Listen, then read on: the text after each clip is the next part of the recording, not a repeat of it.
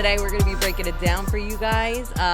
We're going to be spilling the tea on all the mistakes we've made over these past 10 years. So you don't make them yourself. Yeah, it's been a lot of mistakes, a lot of things that we've done wrong. Heather's like, I'm perfect. Speak for yourself. I'm actually good. I've learned from the mistakes you guys have made. Oh. And I just Watch me never work made them. Yeah. So the number one biggest mistake we made as a company was not hiring a salon coach out of the gate. Yeah. Yeah. I don't know that life, so you guys can dive into that. Well, you were a part of it from I've been spoiled. You were a part of it from the opposite. Like you were a stylist that worked for our company when we did not have a coach telling us what we should be doing. Yeah. Well, personally, I feel like what started moving the needle for Privé was when we hired a salon coach, and my regret is not doing it sooner because the financials. Yeah. But if we would have invested in it sooner, we would have seen such a payback quicker. Yeah. You know, once we That's got so the true. salon coach, I feel like everything started to fall into place for us. And Well, not only that, don't you guys feel like you were kind of like running yourselves thin? oh yeah, especially because we didn't have the answers to everything. That's it. I felt like I was backed into a corner and I didn't have the answers and I didn't have anybody to ask. And mentorship, we talk about this a lot on this podcast, as you know, if you've been listening, but mentorship to us and coaching and just finding people that you can bounce ideas off of has so much value. Yeah. And for us not having that, I look at it and I'm like, oh my God, how much time we spent just feeling defeated, really. Yep. So I'm going to give a shout out to Summit and Kirsten because Yeah. without you guys, we definitely wouldn't be here today. So. Yeah, for sure. So while we're on that topic, it's actually bringing me to a mistake that I think that we have made in the past. But basically when there are issues or challenges with an employee, and let's say we've decided that this particular person is not a good fit for the company and they're going to have to go. That's happened with all of us at this point. I think the way we have handled ourselves professionally in the past has been questionable at times. Yeah. And not often, but there are several circumstances that I do feel I wish we would have handled differently. I don't know also if you feel guys like feel they that were, way. but I feel like those moments were big learning and teaching moments for us. Like we sit here now and we say, if we could redo it, we would do it completely opposite of how it ended up. But it was like it was necessary to make those mistakes along the road because we learned so much from it. So Yeah. True. So like not letting emotions get the best of you and like acting on emotion rather than taking the time to like think things through and not be like dramatic and cause attention to a situation, which I definitely have done that in the past. I was also like a little baby newborn business owner when this all went down, so I was just trying to like well, nothing good stay comes from an afloat. emotional mouth. So. yeah, It's so true. exactly. But I feel like I can sometimes be like act on emotion a lot, and like what I've learned about myself, you got to like take a second and let everything process. And That's like human most nature, of the time, the next day, I'm like, God, I can't believe I even like thought that way like 12 hours ago. Yeah. Do you know what I mean? Like It's human nature. Everybody's emotional except for Monica. This is a master. I've Although mastered since this she's over had the years. children, she's become a lot more emotional. She's softened up a little bit. But no, I do think it's just part of nature, and your emotions can be raw and they can be real and they can be huge teaching points for everybody. Yeah. So, like, I think let's just call it what it is. There was a situation there. We'll use one particular situation that we had where a team member was leaving us. And we basically, all three of us decided, you know what, in this moment, we're not letting her finish the day. We're just going to call it and let her exit the company right now. Lee, that was a part of Wayne. So at this point, how do you feel about that? Like, and what would you change? I'll be blunt. I think it looked really shitty from a leadership standpoint. I think it drew a lot of attention to the situation in a negative way. And I just feel like everybody felt like something was happening. And I just from a leadership standpoint, I would have rather just let her finish out her day, have the conversation, behind closed doors, and not that it was like a big scene. I just think going back, if it could have been like a private thing and we didn't look that way as leaders, it would have been, a different way for us to handle it. Well, needless to say, I think we've learned our lesson because there's been, situations after that where we've definitely shifted how we do things and how we handle things and how aware we are of our emotions. Yeah. And we call each other out at times. Yeah. And it's great. Yeah. So thank God we learned. But Yeah. that was definitely a mistake that we made. Yeah. What else we got? Oh, we've made quite a few mistakes along the way, but I think another one that should be recognized is buying shitty equipment.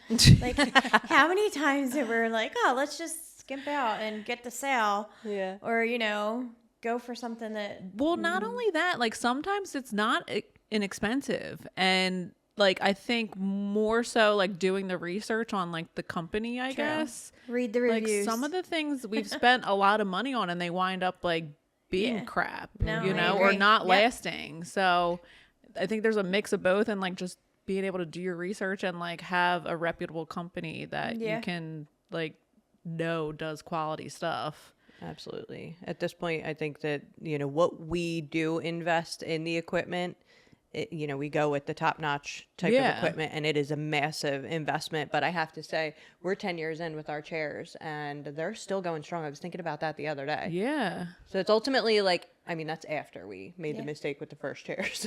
Right, after we've replaced them. But they once, weren't cheap either, right? No, they weren't. But it weren't. wasn't a company that you guys knew about, right? It wasn't even that. Like, we kind of bought them more so on the look instead Yeah. of the functionality of Functionality. it.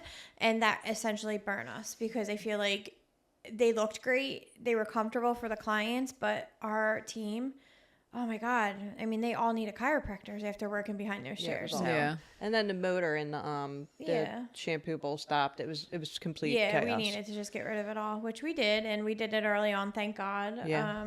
And we invested in higher quality, more functional equipment, and it's served us great. Yeah. So. Just going with like more well-known brands. For sure. So So do your research. I think about this one a lot because I can go back to when we were opening, and I remember being like, oh, I want to be like this massive salon spa. I want to offer every single service. I want to be massage. I want to be facials. I want to do all this, which we did not have the space for that. We had 2,200 square feet. So we ended up opting to do hair, makeup, waxings, right? Yeah. Lashes. Lash extensions, those types of things. We had like a little lash room in the back, a wax room, whatever it's called. And I think about that now, and here we are 10 years in, and we've cut out pretty much all the services besides hair. We still do a little bit of makeup. At one point, we had a massive bridal business that we built up only to shoot ourselves in the foot. And basically, it was like one business against another. Yeah.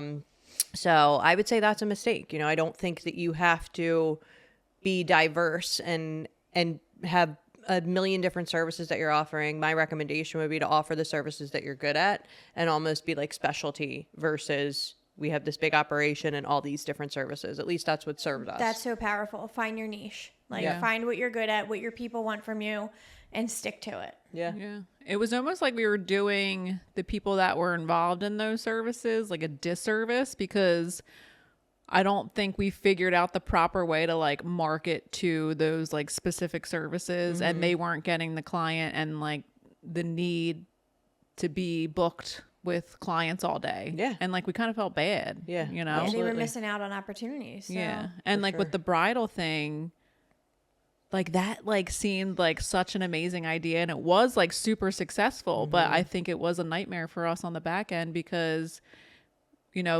doing bridal work is like so glamorized, and you run into the issue where you have stylists that work Saturdays or Fridays like leaving your company to go do the bridal work.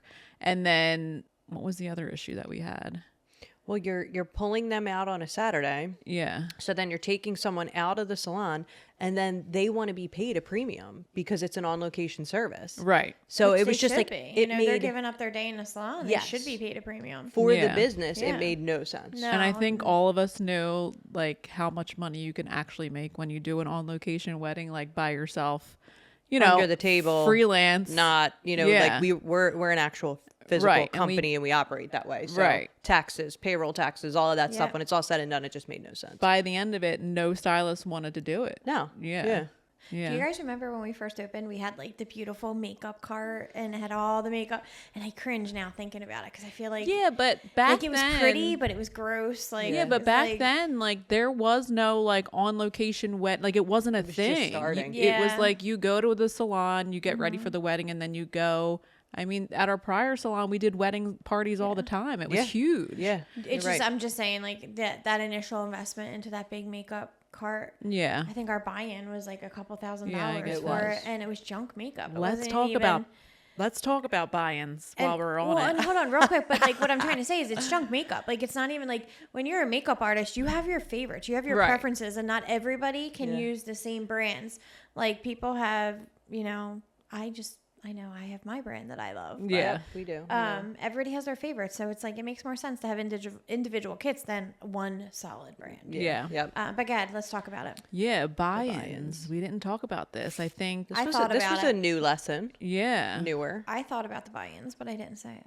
All right, break it down. Yeah. So there's a couple different things. Like when product lines come out with new formulated A new stuff, launch. we would be like, oh, yeah, we're going to buy it. Like whatever it is, we'll take the top package. Yep.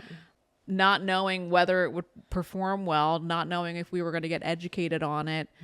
So I think now we really get the products in our team's hands first before we pull the trigger on a buy-in. Yep. But like we were famous for that. Yeah. Just Oh, yeah. like, oh, this sounds great.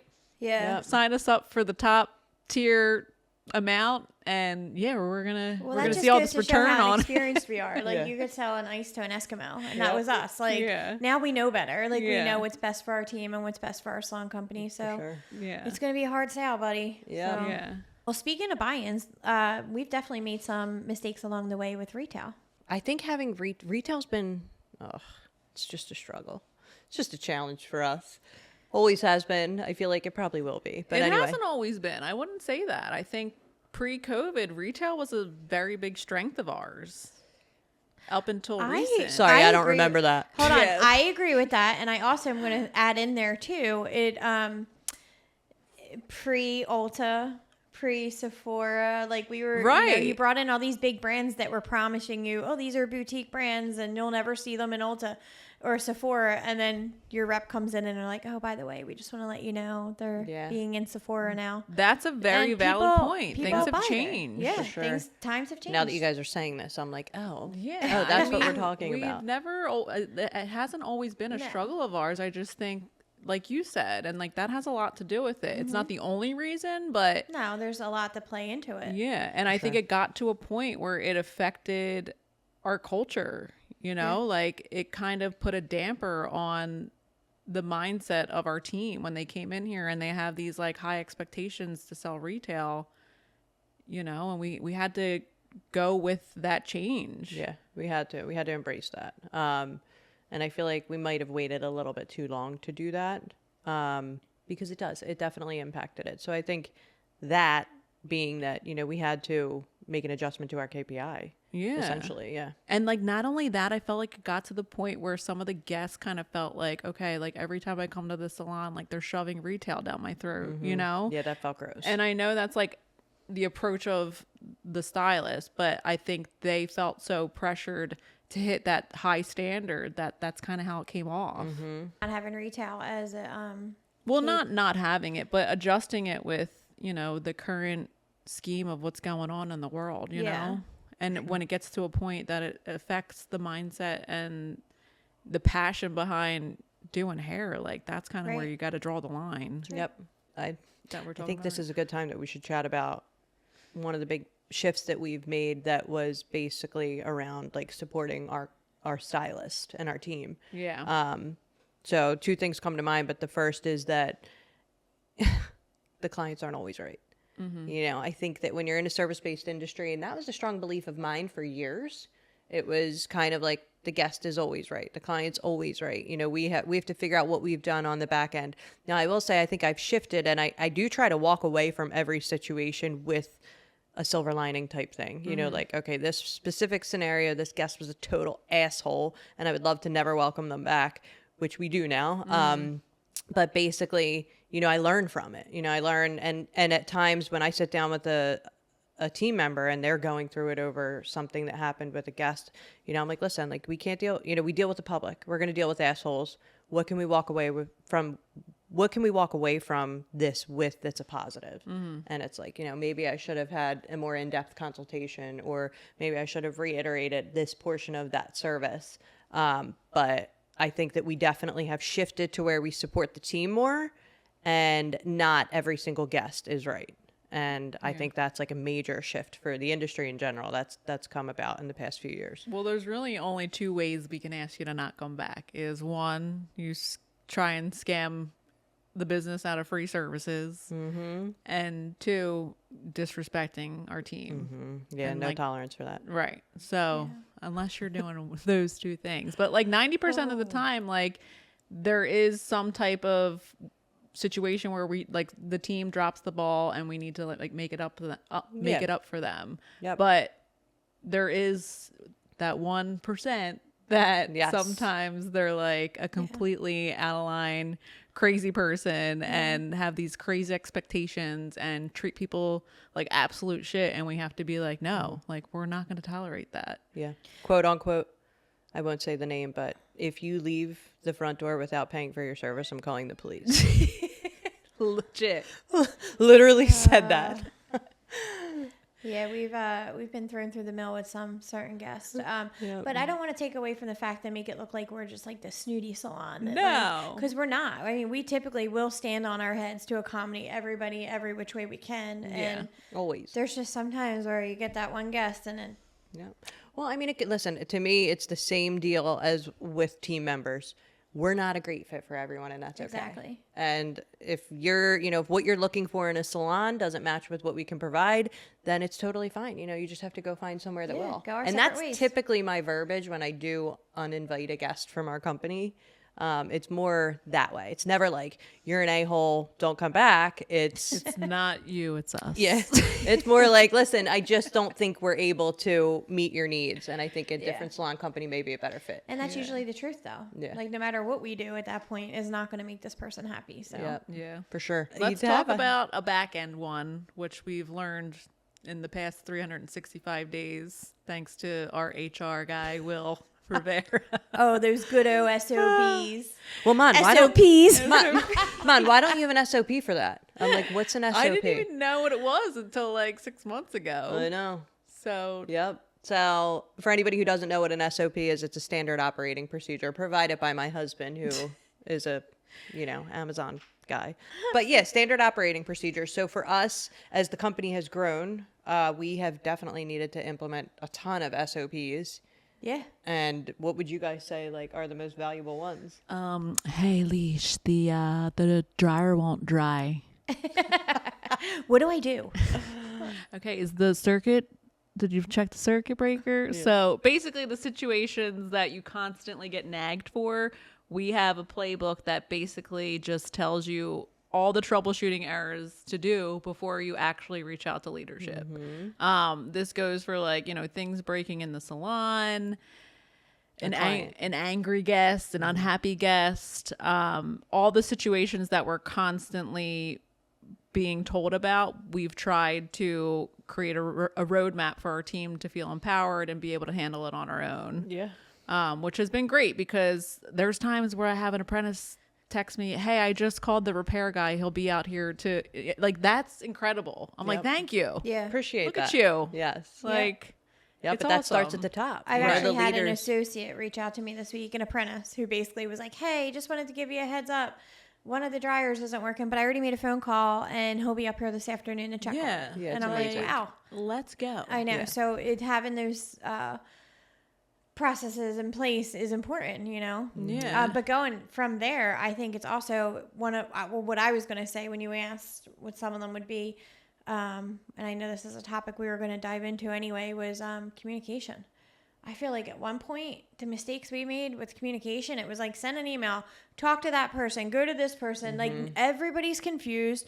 Like we had bins on the back of the break room door, get the form out of there, and then they don't know where to put the form. Right. I think since implementing an HR system, it has organized our salon company so well. And it just, Yeah. everything's in one place. Every form that they need, any request, any, Yep. it's all there. Vacation, Yeah. it's all sure. right there in one spot. And that I mean, keeps us even all intact. With like all the software we had, like there is so much troubleshooting, and like with Vish and the scales Yeah. pairing and our booking Yeah. software and the computers, Mm-hmm. they need to know how to like troubleshoot errors, Yeah. which leads us right into software. Yeah. Like Yeah. how much, And we went a long time without anything like that. So Right. that was like, just think about all the pain that we could have not been through if we would have just done this sooner. right? Yeah. I was thinking was about that another one from Will what where he's like, Probably. the HR Yeah. platform? Probably. how are you guys doing this? And then I show him and he's like, Oh, God. I was driving into the salon yesterday thinking about how we used to have new hires fill out like an actual piece of paper oh my God. when they Yeah. join the team. Yeah. Well, the digital world is like amazing, but I hate it still. I know. We but know. it's because I don't know how to use it. I'm sure there's salon owners out there though that are like very resistant Yeah. to add more software to their company because of that though. Yeah, like it's it's such a ca- big change. It's hard. It's hard Yeah. to learn a system, and but once you find a system that works for you and you can learn it, and most of them these days are so easy to learn. Yep. Yeah. And they are so helpful. Like that's one thing so true. I just can't see us living without right now. If Yeah. we didn't have a I mean, we HR. have so many software systems within our company right now. Yeah. I mean, like our software system for booking, Vish, Marketing. marketing, The Onboarding. HR platform. yep, Salon HR. Ninja was a major game changer when we brought that on. So rather than looking at it as, oh, I have to pay this much extra out of my business, like just think of it as an investment that's going to simplify everything for you and kind of put everything on autopilot so that you're not like micromanaging Yeah. every little thing. Yeah. It's kind of like having another employee that's actually doing all that work that you don't want to do. Right. For sure. And they just take it all on. So. Yeah. And then while we're on this, I think one of the biggest mistakes that we make, and probably other salon owners, is kind of being too quick to switch software. Yeah. Like we made a major mistake once where Yeah. we were frustrated with our software, and I know a lot of you guys out there get frustrated with your software, and listen, software is so annoying, so we get it. But I think you have to do a lot of research before you make that change because there's so much that's impacted, and you really need to make sure that whatever software you're switching to makes sense and you're doing it for the right reasons. Because to switch, thousands, potentially tens of thousands of clients to a new software system and train your entire team and then it be a bust, it's pretty disappointing. We could tell you firsthand. Yeah. Like I think the demos always sound so great because you're like with a salesperson who's going to show you like all the great things about it. But what we normally do is we'll go like on our salon owner like Facebook groups and like search the software and see what like actual salon owners are saying about the Yep. specific software that we're Yeah. like. And we're looking for the negative.